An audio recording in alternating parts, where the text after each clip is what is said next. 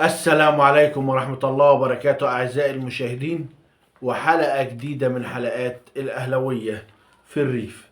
تعالوا بينا ندخل في أخبار النادي الأهلي كالمعتاد على طول. كولر بيفوز بجائزة أفضل مدرب لهذا العام في الدوري الممتاز. في استفتاء رابطة الأندية لأفضل مدرب لهذا العام، فقد فاز بجدارة مستر كولر مدرب النادي الأهلي بالمركز الأول. كابتن محمود الخطيب بيترك معسكر النادي الأهلي في النمسا وبيطير لفرنسا عشان خاطر يتابع الدكتور الخاص بحالته الصحية ويعمل بعض التحاليل والفحوصات الطبية للإطمئنان على حالته الصحية. نرجو الشفاء العاجل للكابتن محمود الخطيب ونطمن عليه بإذن الله. رباعي النادي الأهلي بيتركوا معسكر الأهلي في النمسا وبيتوجهوا للمنتخب القومي. محمد الشناوي ومروان عطية ومحمد عبد المنعم ومحمد هاني سابوا معسكر المنتخب النهارده، سابوا معسكر النادي الأهلي النهارده وتوجهوا لمعسكر المنتخب القومي عشان أداء مباراة اثيوبيا والعودة للنادي الأهلي بعد مباراة اثيوبيا للاستعداد لمباراة السوبر القادمة بإذن الله.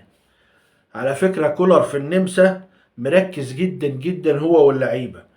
كولر مركز على الجوانب الخططية وتدريبات الأحمال، وبيدرب لعيبته على الكرات الثابتة وتصحيح وضع المهاجمين في إنهاء الهجمات الكتير اللي كانت بتضيع السنة اللي فاتت، وإزاي إن هم ينهوا الهجمة بالطريقة الصحيحة. وأيضا بيصحح وضع المدافعين اللي كان السنة اللي فاتت مشكلة كبيرة جدا في الكرات الثابتة. فكولر عامل شغل جامد جدا في معسكر النمسا. احمد عبد الهادي طلع وكذب كل الناس اللي عايزه تعمل له مشكله مع زمايله على الفالنة او بينه وبين المدرب او بينه وبين النادي الاهلي، وقال انا هلبس رقم 11 عشان انا مش مهاجم ورقم 11 لايق عليا، وعلاقتي بمدربي ممتازه جدا وعلاقتي بالنادي الاهلي فوق الممتازه وبجماهير النادي الاهلي فوق الممتازه، وانا تحت امر النادي الاهلي. وقطع الشك وقطع الطريق على صيادين الماء العكر، الناس اللي تحب تعمل مشاكل في النادي الاهلي. برافو احمد عبد القادر. عمار حمدي بعد فسخ اعارضه من سيراميكا كليوباترا راح المقاولين العرب برغبه من الطرفين، رغبه من المقاولين العرب اللي ارسل عرضين للنادي الاهلي ومنتظر موافقه النادي الاهلي، ومن عمار حمدي اللي عايز يلعب تحت قياده شوقي غريب في المقاولين. الاهلي بيستقر على كوناتيه مهاجما للفريق للموسم المقبل. وعلى فكره احنا تواصلنا مع مسؤول في النادي الاهلي اللي اكد لنا ان النادي الاهلي فعلا بيخلص في كوناتيه، وان اللاعب خلال ساعات قليله ويمكن على الصبح يكون متواجد في النادي الاهلي. ولكن النادي الاهلي ايضا متابع ومنتظر سوزا على اساس ان سوزا لو ما خلصش في الفتره القريبه جدا جدا اللي موجوده ديت هيخلص في فتره الشتاء وهيكون لاعب حر. ولكن النادي الاهلي بيحاول يخلص اللاعب ايضا، يعني مش هيبقى فيه لعيب، ده هيبقى فيه اتنين في النادي الاهلي، والتركيز الكبير جدا جدا جدا على سوزا. ولكن كوناتي برضو موجود في الصورة، وكوناتي جاي النادي الاهلي بيخلص فيه، وهيبقى اتنين مهاجمين مش مهاجم واحد للنادي الاهلي. عايز اقول لكم ان معسكر النادي الاهلي بالنمسا شهد تألق كبير وتألق غير عادي للوافد الجديد للنادي الاهلي نجم الفريق رضا سليم. وفرحة كولر بيه لا توصف، فرحة كبيرة جدا، وزمايله منبهرين بأدائه وبشخصيته في قلب الملعب وبيقولوا عنه بسم الله ما شاء الله صفقة كبيرة وقوية جدا جدا للنادي الأهلي. نتمنى ان هو يتوفق في النادي الأهلي. مدرب العاصمة الجزائري بيقول لك ان الكونفدرالية غير بطولة ابطال الدوري، ولدينا 12 لاعب جديد والاهلي فريق قوي وهو المرشح للفوز باللقب. وشغال الكلام اللي بينوم تنويم مغناطيسي ده على لاعيبه النادي الاهلي وعلى النادي الاهلي. نفس الكلام اللي الاهلي زهق منه وشبع منه على مدار سنين كتير جدا مع مدربين كتير جدا. نفس الموضوع بعد القرعه ما وقعت النادي الاهلي في دوري السوبر الافريقي مع سان داونز، بدأ اللك والعجن والكلام الكتير والتصريحات الكتيرة جدا من مدرب سان داونز. ومعروف عن مدربين جنوب افريقيا ان هم كترات الكلام وكتير قوي في الكلام وبيرغوا كتير وبيحاولوا يشغلوا الرأي العام بكلامهم وبيحاولوا يشغلوا الرأي العام بأي كلام بيقولوه، وكلها بتبقى تصريحات عنترية. وللأسف الشديد بتلاقي اللي عندنا اللي بيقدر ياخد الكلام ده ويقدر يعيده ويقدر يزيد ويقدر يتكلم فيه ويعمل نوع من البلبلة ويعمل نوع من الانشغال لإدارة النادي الأهلي وللاعيبة النادي الأهلي، وبيصور للجماهير إن سان داونز ده فريق لا يقهر، رغم إن فريق سان داونز فريق عادي جدا.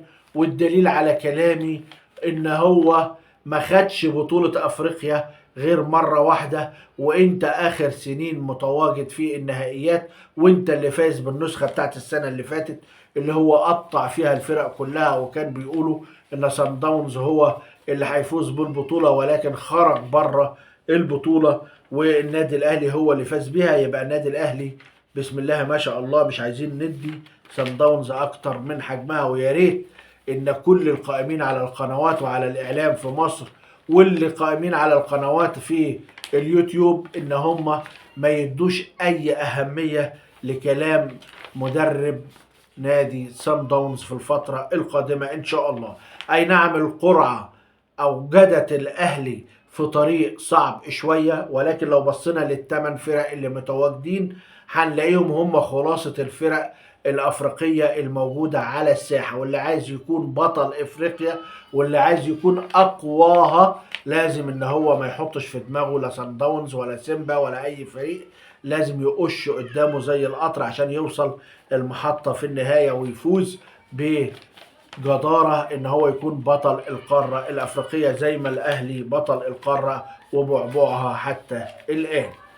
عايز اقول لكم ان محامي عبد المنعم كهربا قام برفع قضيه فعلا على نادي افيش البرتغالي عشان يقحمه في القضيه المتواجده ما بين محمود عبد المنعم كهربا ونادي الزمالك، عشان يكون افيش الطرف الثالث. والموضوع كده هياخد لدى الفيفا منحنى اخر ووقت اخر ووضع تاني للقضيه، والزمالك منتظر على اساس انه ياخد الفلوس. لكن الموضوع باين عليه مطول جدا جدا بالنسبة لنادي الزمالك وبالنسبة للفلوس. نطلع من أخبار النادي الأهلي ونروح على أخبار نادي الزمالك. عايز أقول لكم إن العطار أخيرا أظهر خطابات إيقاف القيد لنادي الزمالك. وللأسف الشديد وصل خطاب رابع أيضا لإيقاف القيد للمرة الرابعة على التوالي لنادي الزمالك من الفيفا. فاضطر آسفا ان هو يظهر الخطابات غصب عنه لان الموضوع زاد عن حده. 4 مرات ايقافات قيد لنادي الزمالك، ونادي الزمالك فعلا في ورطة يا جماعة ومشكلة. مرتضى منصور بهدل النادي قبل ما يمشي بصراحة، يعني تراكمات رهيبة جدا في المشاكل عند نادي الزمالك. احمد سيد زيزو مصر على فسخ تعاقده مع نادي الزمالك واخذ مستحقاته. احمد سيد زيزو رغم القعدات والجلسات والمسكنات اللي بتحصل له الا ان اللاعب مصر اصرار كبير جدا ان هو يفسخ العقد بتاعه وياخد مستحقاته اللي بقاله اكتر من 8 شهور ما خدش ولا جنيه من نادي الزمالك. وخصوصا بعد ما عرف ان في جواب رابع بايقاف القيد للفتره الرابعه لنادي الزمالك، فقال لك طب وانا هعمل ايه؟ انا في نادي الزمالك لوحدي. عشان كده بدأ يعني مصمم ان هو يفسخ التعاقد مع نادي الزمالك وبيطالب بمستحقاته. عايز اقول لكم ان بعد فتح باب الترشيح لانتخابات نادي الزمالك مفيش غير 3 فقط اللي ترشحوا لغاية دلوقتي واللي تقدموا بأوراق رسمية لغاية دلوقتي في الترشيحات. هو الأستاذ رجب رواش والأستاذ أحمد عفيفي، والاتنين دولت مترشحين على مقعد العضوية فوق السن. والأستاذ كريم عادل ده رقم 3. الأستاذ كريم عادل عبيد اللي تقدم لمنصب أمين الصندوق. باب الترشيح هيفضل مفتوح لمدة أسبوع. مين القوائم اللي هتترشح ومين اللي هيترشح لرئاسة نادي الزمالك وكم واحد وإيه القوائم اللي هتترشح، ده اللي احنا هنشوفه من خلال الأيام القادمة إن شاء الله. عايز أقول لكم إن أوسوريو ترك الزمالك، ساب الزمالك ومشي، ساب الزمالك وطلع راح سافر اسبانيا عشان مطلوب ان هو يقدم محاضرة هناك، وساب برنامج التأهيل للفريق لمدحت عبد الهادي واحمد مجدي على اساس ان هو يرجع يوم الجمعة الجاية يستلم مهام شغله بإذن الله ويكمل المسيرة مع نادي الزمالك. عايز اقول لكم عفوا عايز اقول لكم ان مصائب نادي الزمالك عرض مستمر. نادي الزمالك نادي بيراميدز اعد مذكرته الخاصة بشكوى نادي الزمالك للفيفا. وده ليه؟ عشان نادي بيراميدز ما خدش مستحقاته المالية من نادي الزمالك في بيع نبيل عماد دونجا وكرم جابر للزمالك من الموسم الماضي. الناس باعوا اللعيبه لنادي الزمالك وما خدوش مستحقات اللعيبه ولا خدوا الاقساط ولا خدوا الفلوس لغايه دلوقتي، عشان كده بعتوا مذكره وشكوى للفيفا. نطلع بقى من اخبارنا ونخش على اتحاد الكوره اللي كل يوم بيثبت انه اتحاد خيال مآتة. بس اتحاد الكوره اللي كل يوم بيثبت ان هو محطوط عشان خاطر يحارب النادي الاهلي. اتحاد الكوره اللي محطوط فقط بس عشان خاطر يناكف في النادي الاهلي وعشان خاطر يحاول يسقط المؤسسة الناجحة الوحيدة في البلد بالنسبة للرياضة. اتحاد الكوره اللي طالع يعمل على النادي الاهلي عقوبة ب200 ألف درهم إماراتي على أساس إن في مشاكل للنادي الأهلي في عملية التسويق المباراة وعملية الإعلانات وعملية مش عارف إيه. دلوقتي ظهرت الحوارات والقصص للنادي الأهلي عشان النادي الأهلي بيطالب بمبدأ العدالة وتطبيق العدل في القرارات. لما اجي اطلع قرار ابقى اعاقب فريق يبقى لازم اطلع العقوبة بتاعته، لكن النهاردة بيطلع عقوبة على النادي الاهلي، وعشان كده النادي الاهلي اقحمهم واحرجهم وخلاهم مش عارفين يردوا عليه. دلوقتي النادي الاهلي بعت خطاب رسمي ليهم لما عرف بالعقوبة ديت، قال لهم العقوبة دي بتاعت ايه وعشان ايه، وبيستفسر منهم، عايزين استفسار وايه الشروط ولا فين العقود ولا فين الشروط اللي احنا ماضينا عليها ان في عقوبات بالدرهم في حالة كذا او في حالة كذا، وايه هي البنود اللي بتنص على الكلام ده في العقود بتاعت المباراة اللي اتلعبت. تقول لي المباراة اللي فاتت هتجيلي كده هجيلك كده هتعمل كده انا هعمل لك كده. النادي الاهلي ما بيمشيش غير في الصح، وخليكوا انتوا شوية ناس قاعدة ملهاش صنف اللازمة غير ان هي يجي لها تعليمات تعملها او خلاص، زي اللي شغالين اجرية بالظبط. اطلع اعمل الحتة دي يطلع يعمل الحتة ديت، وانتوا قاعدين عشان خاطر النادي الاهلي بس وعشان خاطر تدمروا الرياضة المصرية والكرة المصرية. ده بالنسبة لاتحاد خيال المآتة. اتحاد خيال المآتة اللي ملوش صنف اللازمة في الكرة المصرية، واللي بنتمنى ان هو ينشال ويغور في 60 داهية بعيد عن الرياضة المصرية، خلاها تنضف.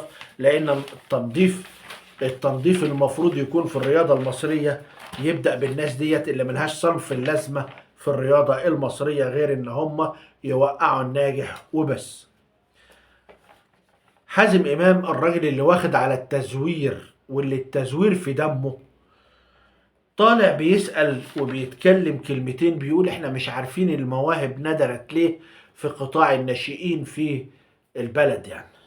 قال يعني انت مش عارف مع عشان التزوير اللي بيحصل ان قطاع الناشئين كليته مزورين يا حازم يا امام، وانت تعرف انت ومجلسك العار اللي قاعدين في مكانكو، شوية الفاشلين، شوية المنافقين، شوية المجاملين اللي هم بيجاملوا الناس وبيجاملوا الأندية في تسنين اللاعبين عشان خاطر ان هم يقبضوا، ولا عشان خاطر مجاملات عينية ولا مجاملات حاجات تانية في شغل ولا في اي حاجة تانية، وسايبين التزوير واخد حقه جدا في قطاع الناشئين. ازاي هيبقى في مواهب؟